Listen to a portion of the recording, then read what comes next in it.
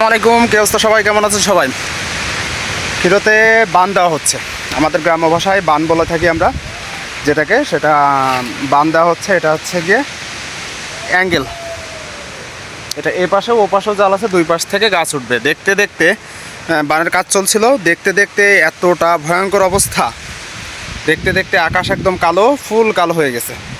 আর হচ্ছে কি আপনার প্রচুর পরিমাণ, এত পরিমাণ বাতাস, মনে হচ্ছে তুফান শুরু হয়ে গেছে। তুফান শুরু, দেখতে দেখতে অবস্থা খারাপ, অবস্থা।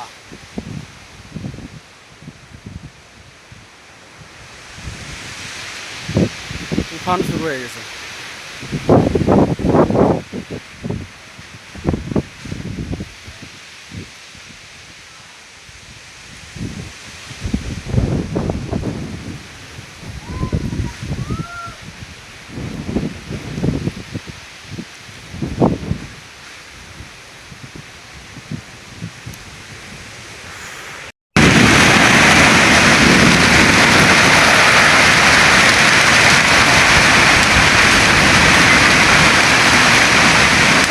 তো দেখা যাক আল্লাহর রহমতে কী করুক। মাঠে সম্পূর্ণ পাকা, সব পাকা ধান। এই সময় যদি বৃষ্টি হয় কিংবা বড় ধরনের কোনো পানি হয়,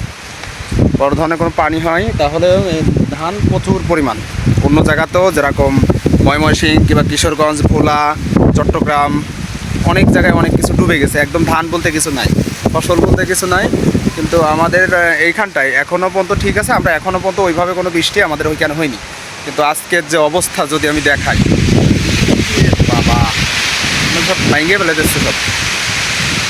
দেখা যাক আল্লাহর রহমত। এখন এটা তো আমাদের কিছু করার নাই, আল্লাহ কী করে এটা দেখা যায়।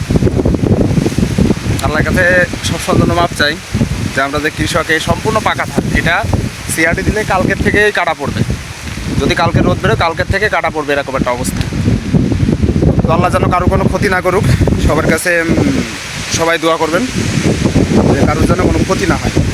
কেবলই দেখলাম রোদ, আমরা কাজ করছিলাম, জমিতে কাজ করছি, দেখতে দেখতে একদম আকাশ মনে সেকেন্ডের ভিতরে, একদম আমি যদি দেখাই ওই যে উপরটা, একদম সেকেন্ডের ভিতরে দেখা যাচ্ছে না ভালোভাবে, সেকেন্ডের ভিতরে কালো হয়ে গেছে। একদম যেরকম কারেন্ট আসে যায় ঠিক তেমনটাই একদম, মানে দেখতে দেখতে কালো হয়ে গেল, যে এই যে বৃষ্টি শুরু হয়ে গেছে। তো সবাই ভালো থাকবেন এবং সবার জন্য দোয়া রইল, এবং আল্লাহ যেন সবাইকে মাফ করুক, যেন এই ফসলগুলোর অন্তত কিছু না হয়। কারণ এই ফসলগুলো যদি কিছু হয়, কৃষক ঠিক থাকতে পারবে না। তো সবাই এটার জন্য একটু দোয়া করবেন।